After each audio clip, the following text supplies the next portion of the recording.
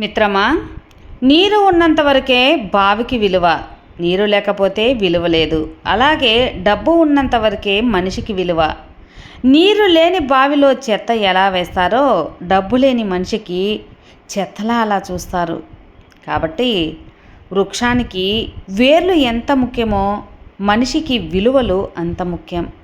కాబట్టి నీ విలువను పెంచుకునే దారి చూడు. నాలుక కత్తి కంటే పదునైనది. అది రక్తం చిందించకుండానే దేనినైనా నాశనం చేస్తుంది. కాబట్టి అలాంటి నాలుకను అదుపులో ఉంచుకోవాలి.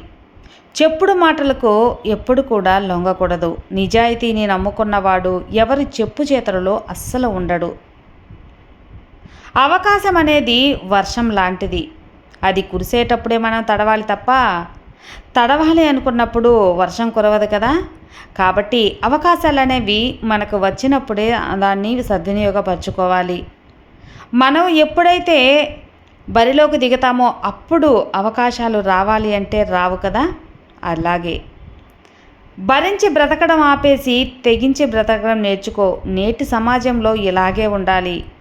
లేకపోతే ఈ సమాజంలో నువ్వు బ్రతకలేవు మిత్రమా. జీవితంలో విలువ ఇవ్వని బంధాలను పెంచుకోవద్దు. విలువ ఇచ్చే బంధాలను వదులుకోవద్దు. అది ఏ చిన్న బంధమైనా సరే. ఎవరి దగ్గర ఏది ఆశించకు. చులకనగా చూస్తారు. ఉన్న దాంట్లో సరిపెట్టుకో. నీ విలువను పెంచుకో. గౌరవంగా తలెత్తుకొని బ్రతుకు.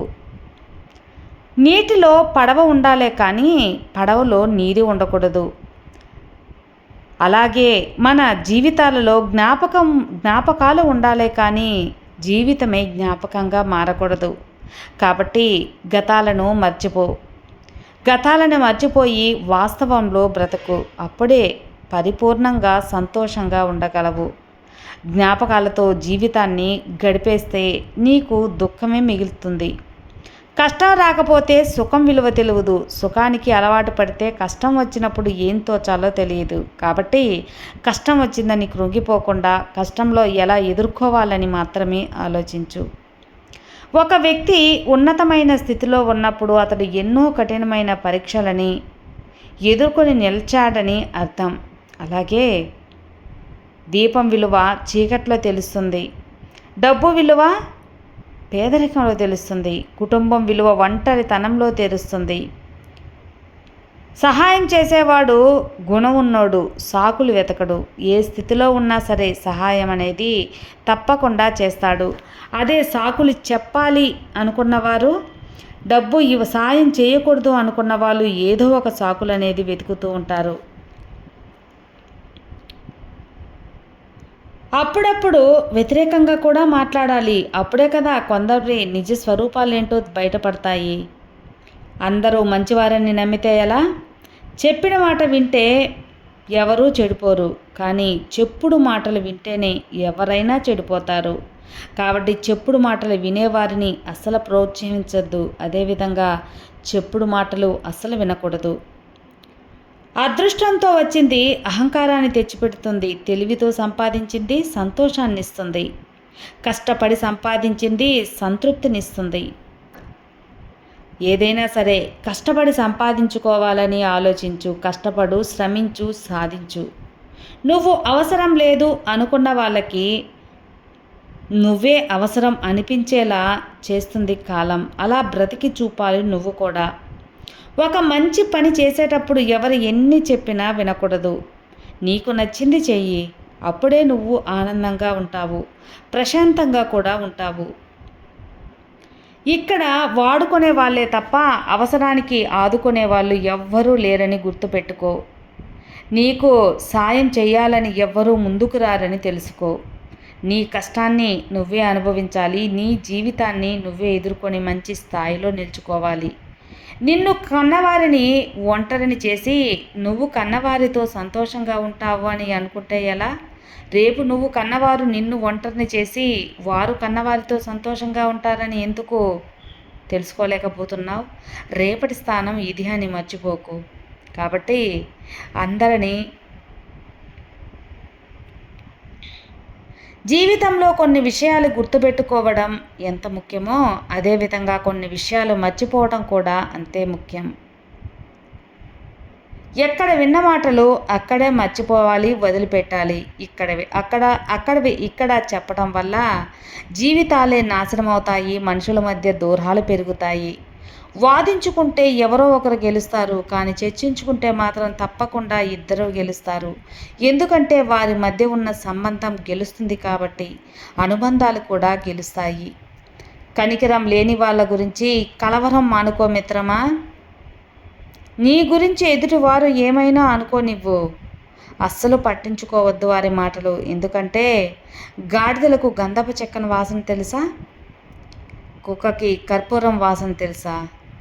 ఈరోజు మనల్ని బాధ పెడుతున్న కష్టం ఏదో ఒక రోజు ఏదో ఒక రూపంలో భగవంతుడు మనకి సాయం చేస్తాడు. ఈ కష్టం ఇలాగే ఉండిపోదని మాత్రం తెలుసుకో. నీది కానిది ఎప్పుడూ నీ సొంతం కాదు, నీకు సొంతమైనది ఎప్పుడూ నీకు దూరం కాదు. అది మనిషి అయినా బంధమైనా. ధనం ఉన్నవారితో కాదు, గుణం ఉన్నవారితో స్నేహం చెయ్యి. బాధపడే రోజు మాత్రం నీకు ఎప్పటికీ రాదు. ధనం కన్నా గుణం గొప్పది. అన్ని విషయాల గురించి తెలుసుకునేలా చేసేదే ధ్యానం. ఎంతవరకు గుర్తుంచుకోవాలో, ఎంతవరకు వదిలేయాలో తెలిపేది వివేకం. కానీ వివేకం లేని జ్ఞానం వ్యర్థం కదా. గాజు వస్తువు ముక్కలవ్వడానికి ఒక్క రాయి చాలు, మనసు ముక్కలవ్వడానికి ఒక్క మాట చాలు. ఆ మాటలు కఠినమైనవి లేకుండా ప్రేమగా ఉండేలా చూసుకోండి. అబద్ధాలు చెప్పడం మానేసి నిజానికి శత్రువులు ఎక్కువ, అబద్ధాలకు మిత్రులు ఎక్కువ. కొంతమంది చెప్పే మాటలకు చేసే పనులకు అస్సలు పొంతన ఉండదు. ఎందుకంటే చెప్పేవన్నీ నీతులు, చేసేవన్నీ గోతులు. ఇదే ఈ లోకం తీరు. ఇలాగే ఉన్నారు మరి జనాలు. ఈ రోజుల్లో ఎవడికి ఎవడు ఏమీ కాడు. మీతో లాభం ఉన్నంత వరకే ఏ బంధమైనా. ఒక్కసారి మీతో లాభం లేదని తెలిసిందా, ఆ తర్వాత మీ ముఖం కూడా చూడరు. సులువుగా ఏదైతే దొరుకుతుందో విలువ తక్కువగానే ఉంటుంది. కష్టపడి సంపాదించుకున్న దానికి విలువ ఎక్కువగా ఉంటుంది. అది బంధమైనా, బాధ్యత అయినా, డబ్బైనా, ఏదైనా సరే ఎవరికి నీ విలువ అర్థం కాదు, వాళ్ళని పట్టించుకోక మిత్రమా. ఎవరు నీ విలువను గౌరవిస్తారో వాళ్ళని అశ్రద్ధ చేయవద్దు. గెలిచాక నీతో నడిచే వాళ్ళకంటే గెలుపు కోసం నీ వెంట నడిచే వాళ్ళను గుర్తుంచుకో. వాళ్ళే నీ నిజమైన ఆప్తులని తెలుసుకో. ఎంతమంది ఎంగిల్తో ఉన్నా మనం అపవిత్రంగా భావించని ఒకే వస్తువు డబ్బులు. ఆ డబ్బు మాత్రమే. గుర్తుపెట్టుకొని డబ్బు విలువ తెలుసుకో. అసూయతో బ్రతికే వారికి సరైన నిద్ర ఉండదు. అహంకారంతో బ్రతికే వారికి సరైన మిత్రులు ఉండరు. అనుమానంతో బ్రతికే వారికి సరైన జీవితమే ఉండదు. ఒక మెట్టు ఎక్కగానే మాటలో, చూపులో, ప్రవర్తనలో లేదా తేడా వచ్చిందా, ఆ దేవుడు 10 మెట్లు కిందకి దింపేస్తాడని గుర్తు పెట్టుకో.